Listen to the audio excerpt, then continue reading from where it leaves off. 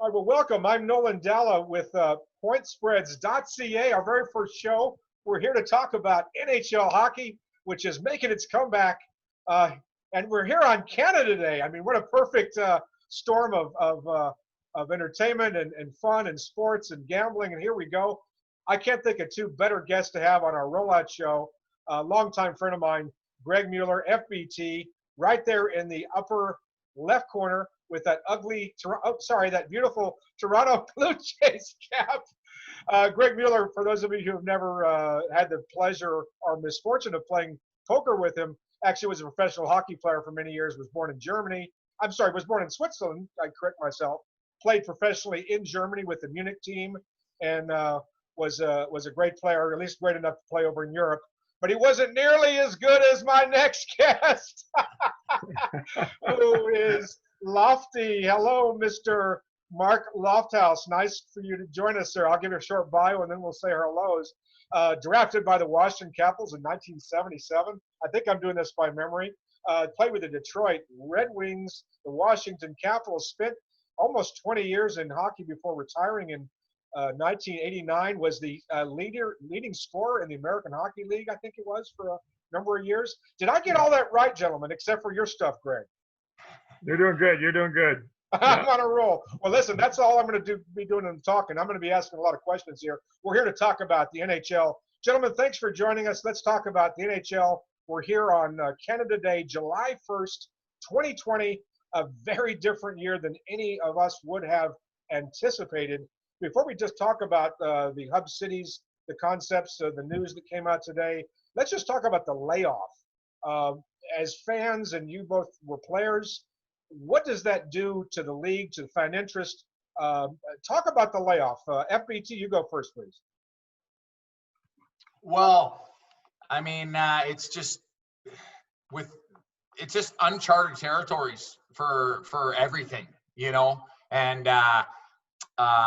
you know, I have a lot of contacts in the game currently still, and you know, I talk to them, and you know, 1 minute the update they give me is like this, and then the next day it's like this, and nobody really knows what's going on, and you know, it's very difficult on everybody. And the NHL, I know, is really excited to push forward with this because they know that everybody's so horny for hockey that the minute this kicks back in, every Canadian will be watching. And so, you know, the buildings will be empty and they'll be losing out on some revenue like that, but I think they'll more than make up for it with everyone's excitement to watch it on TV.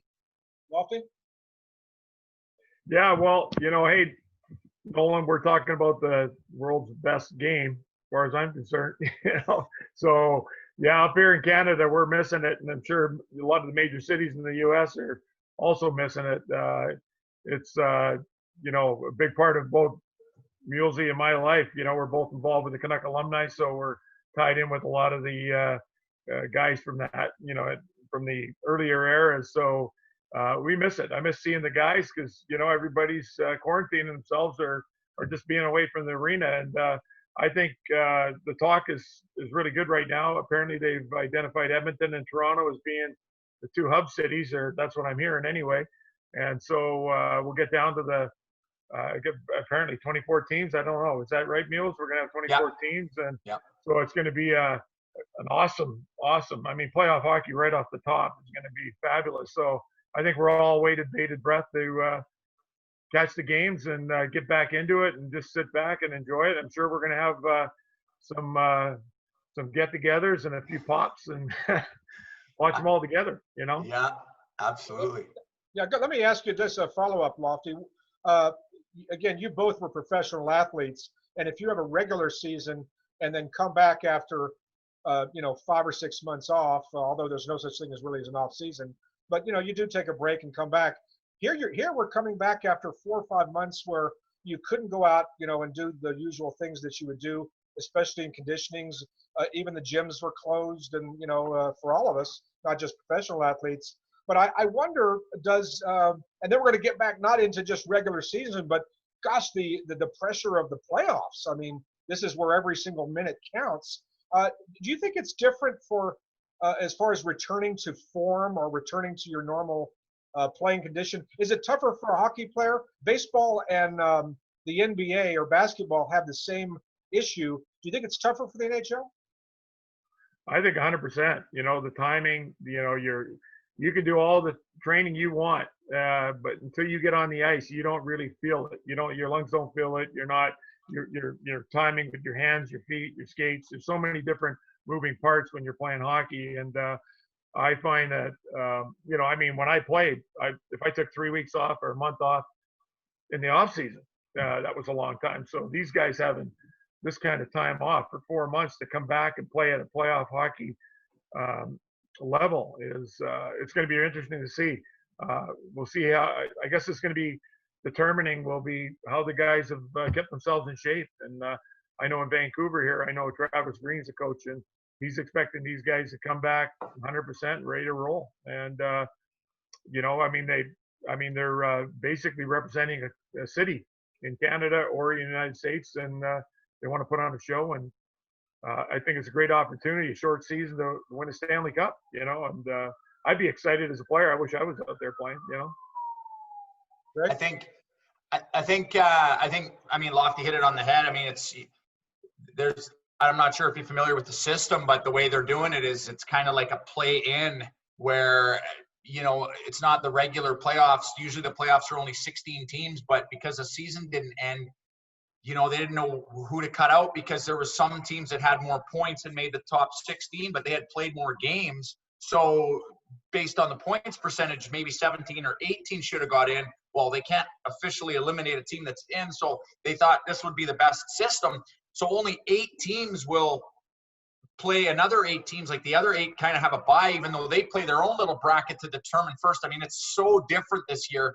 But and like Lofty was saying, the window to execute is so short, and people could be so rusty because, like he was saying, you could train all you want. If you're not on the ice with your teammates, you're going to be very rusty. And you know, if I were a betting man, since you're talking a betting show, I think betting on some of these underdogs at such long shots might be a way to go this year, because I kind of think it's like more anybody's game than ever. So if you're getting 50, 60 to 1 on one of these teams to gel together for a month or two, I think it's so different than in past years where, you know, maybe a favorite is going to be harder to beat. I think they're going to be easier to beat because it's just foreign territory for everybody. It's more like a crapshoot is my opinion.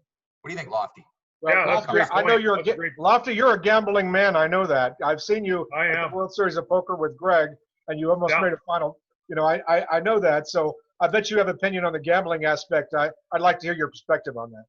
Yeah, no, I am a gambling man, not the FBT's level, that's for sure. He's the star around here, just so you know, Nolan. You know, he truly is. You know, he gambles on everything. I can't keep up with him. So, but as far as the hockey goes, yeah, I agree with Greg. You know, I mean, last year St. Louis won the Stanley Cup. They were out of the playoffs in January. They were the last place team. They were 31st, I think, Greg?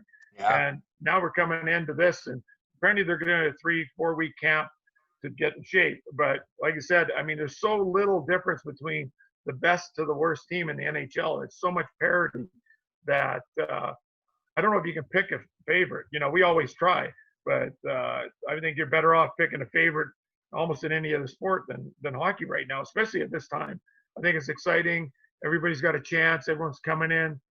You know, even Steven, and you, like Greg said, you got 24 teams. Obviously, 8 teams are in a much more, you know, they're going to be the favorite, you know, favorites, I guess, those 8 teams, because they're not going to have to play a previous round, from what I understand. So it's going to be a lot of fun, and I know we're all excited about sitting down watching it and gambling and betting on it. And I can do that now because I don't play. Coming over for some barbecues and watching it on the TVs, you know? Yeah, one of Mule's 3 or 4 TVs. We'll have that going on one TV. We'll have maybe we'll be playing a little online poker. We don't let Mules play online with us, so maybe a little bit, because you know. Well, I mean, there's a 100 ways to go with follow-up here. I'm going to ask you at the end of the show to give us your personal pick, who you think will go all the way. Not yet. And then who you think might be a really good, you know, long shot. We talk about that. But before we talk about maybe some of the series, the news that I saw breaking today out of the NHL, Gary Bettman's office, was that apparently the NHL is very close to announcing that the two so-called hub cities, which would be the host arena with the hotels and cities, were initially going to be one in the United States, one in Canada, for obvious reasons. And because of the spike in the COVID thing here in the United States, particularly in Las Vegas, which was one of the cities that was speculated or floated as a possible hub city because of a lot of, very good reasons, that may be out now because Nevada's really underwater on this thing, according to the charts, whereas Canada's handled it real well relative to the United States. Now, this is not a political show, but unfortunately, politics enters this.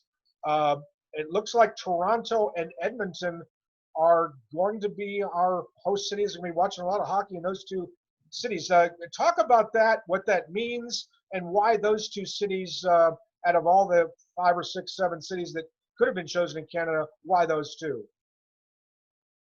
Well, let me briefly tackle that.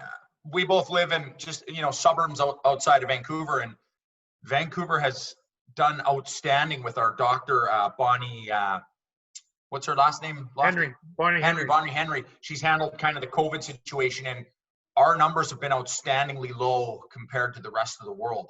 And they just flat out said that they're going to have the same rules for everybody else in Vancouver, regardless if you're in the NHL or not. So, for example, if there's a bit of an outbreak, the NHL wanted to make the rules how to handle that.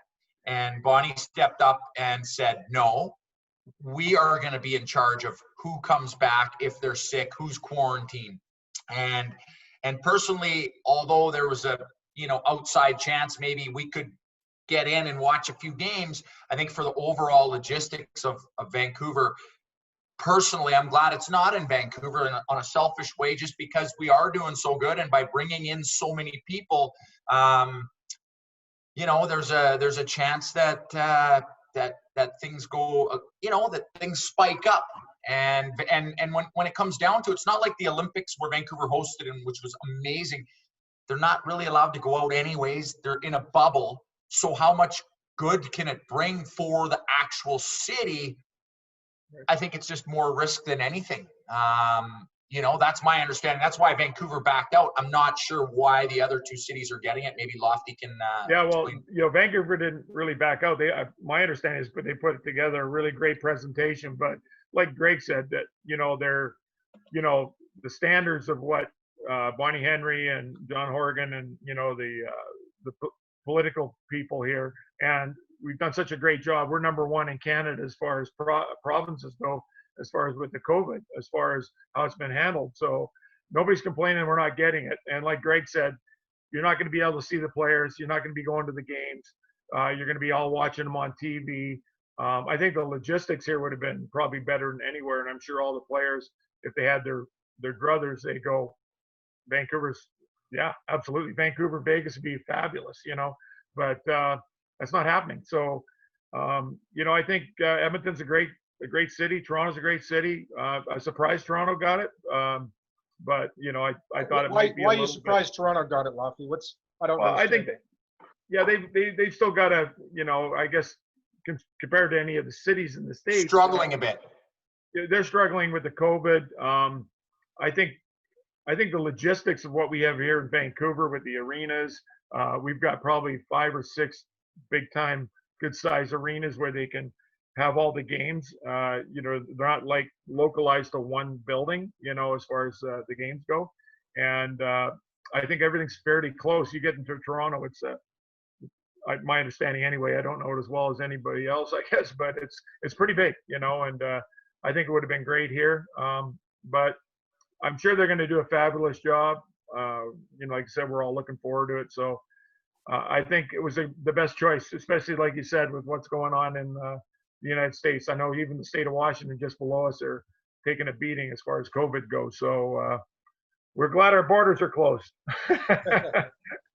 Well, I know one of the factors in deciding that, potentially all the games would be played. I'm in the United States. So for me, north of the border, I am curious about the timing of the season, the continuing of the season, the playoffs. Usually by July, the season is over. and now you have hockey being played into at least August and probably September, and I guess that's about as deep as it goes. But here's the issue that I see. Having watched some of the European Champions League games where they have no fans in the stands, and you're, of course, if you're used to watching soccer or European football, you're used to hearing all the chants and all the fans in it, and now you have really dead silence. And I can't even imagine now watching a hockey game under the same conditions where you're going to hear, I guess, every single slap and the puck every time it hits the board. You're probably going to hear a lot of profanity now, and all that. But I'm curious about that aspect from a spectator standpoint, and then maybe also from the competition. Let's suppose that most sports fans are fans of many sports. Baseball starting. Let's suppose baseball comes back, and we have hockey, and we also have basketball. And then the NFL, at least in the United States, the 800-pound gorilla as far as ratings go. Might the space get crowded out for the NHL here, and might that be a problem? What do you think? Well, go ahead, Lofty. Okay. I don't think so. I mean, I think people are looking for something to do, and sure, we're getting out to restaurants a little bit more, but still there's such a, the 2 meters apart and the things like that. We're still not in big groups. We're not supposed to be, and we really aren't. And I think that there's lots of room for all these sports. So I think everybody's just craving it, and looking forward to, I know Mules will have all 4 TVs on. He's going to have the football game, the hockey game. And now he's going to have golf. I don't know, but he's into golf. He's killing it in golf. He almost had a hole-in-one last week. It's scary.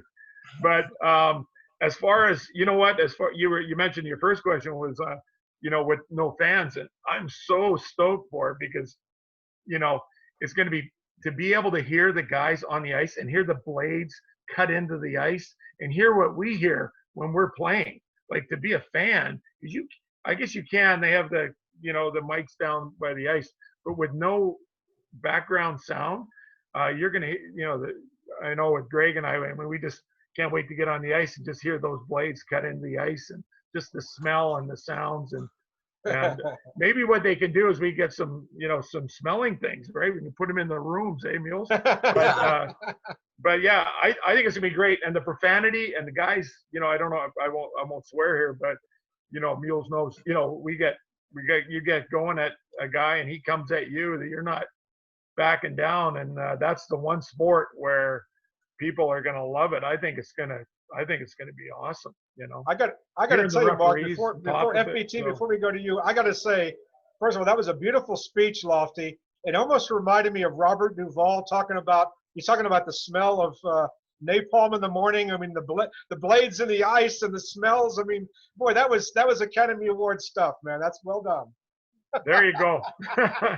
I mean it though, man, especially for hockey people up here anyway, Well, we're just going to the rink, like for us, even just going to the rink. I mean, the smell, the air, it's like it's our church, and it really is our sanctuary, and you just it's our place to cut out of everyday life and just be with the boys and chirp each other and nice hairdo, Lofty, just nonstop, razzing each other, the smell, the play, the hockey. Like, it's such a, it's such a peaceful place for us, growing up here. But as far as no fans in the building, like Lofty said, it's a totally different aspect for a fan to watch, but it's also going to be a lot different for the players. I know that when I played, and I'm sure Lofty did because he's a big emotional guy like myself, you can feed off the fans. And so, I know, as a player, if you lay a big hit and everyone goes nuts, you got all the energy. So there's going to be a big adjustment for the players too. It's going to be I think it's going to be a lot more difficult to bring up the intensity with no fans in the building. That sometimes is what can charge a home team, to get out there the first 10 minutes and just lay a beating on the other team. So it's going to be interesting. Hey, Greg, that's a good point, you brought up. And the thing is you won't have the fans react, but you imagine being on the bench and they're going to have mics on the bench and the guy lays the guy out and that Absolutely. bench, just stands up and comes out, and you hear it, as from your own TV set. I think it's going to be a lot of fun, and Yeah. like Greg says, truly, it's our church. It's my church. I've been playing since I was 5-6 years old. I'm 63, and I still try to hang with these guys. And I have my moments. They're far and few now, but I really enjoy it, and being out with the guys. And the chirping part is really important. I can't chirp with mules in poker, and I would never even try it. But we go at it pretty good in hockey, and maybe even golf now. Oh yeah. We got a big money match on Friday coming up, but I need some strokes because Lofty's like a Tiger Woods out there, Oh yeah. Yeah, very old Tiger Woods. So Lofty, you hustle him at golf, and I guess Mueller, you're a little bit younger, so maybe you have some advantage when you play on the ice, yeah? Say that again, sorry? I think Mueller's a little bit younger than you on the ice, so that probably helps, yeah? Well, he's 15 years younger than me. He's like 14 or something like that. So I remember when I was playing, I was 43. I was going to put my skates in the garbage because I had such a shitty day on the ice. And then I thought, no, I'll keep playing. Well, here I am 20 years later, still doing it and enjoying it. And I'll tell you what, if it wasn't for the big thing is the camaraderie. We have such a tight group of people, and we all live the same dream. And even though I'm out of professional hockey, a lot of guys quit as soon as they get out, but I still love the feeling, and I'm glad to be part of it. I'm looking forward to the year for sure. This playoff hockey. Oh, don't let him fool you. Don't let him fool you. He's a little bit older, and yeah, obviously, you're gonna slow down, but his competitive nature is still. I mean, if this is the bar, it's up here. Like, there's no one more competitive than Lofty, and he's still got that killer shot that he led the A with. When he gets in on the goalie, I mean, he just puts it up top shelf every time, and don't let him fool you. He's still a player out there. Oh, he didn't fool anybody, man. I looked up the numbers. He stepped onto the ice in an NHL arena 241 times, sir. That's pretty damn impressive. I mean, that's going to the big dance. Gentlemen, you guys have been great guests. I can do this all night, and I'm going to ask you, just let's do this again. Maybe we get to maybe the midway point of the playoffs, and if you'll come back and be a guest again, I'd really love to have you back, because you're both great stories and good insight. Let's get to the final question of the show. Who do you think will win the Stanley Cup, assuming it's played? And give us a bit of a dark horse. Who you say keep an eye on? Who wants to tackle that first? Lofty, last time we did this, Lofty, I don't want to pump his tires too much here, but when Vegas was playing in the finals there 2 years ago, Lofty had said when they were down, the Capitals 3-2 going into Tampa Bay, Lofty had said, Mules, put all the money on the Capitals. It's their year. They're going to come back and win this thing. And he took some pretty good long shot odds there, and he nailed it. So I'm going to let him go first here. He seems to be dialed in with who's going to win the cup. All right. Sounds good. Well, hey, this is an easy one for me, Nolan. I'm wearing it right there. Wow. Okay. The alumni. So there He's you go. biased. And I see you're going for the Flyers in the background there. Is that true? Are you a big Flyer fan? The T-shirt was on sale. Okay. Well, my claim to fame is I wore number 8 when I played for the Capitals, and I don't know how much you follow it, but that's Ovi's number. So one day I'll be retired, and of course my name won't be on it, but it'll be kind of interesting. But I picked the Capitals. I think they got a heavy team. They're big, they're fast, they're strong. They got so much skill. They've got good tandem and goal. They've done it.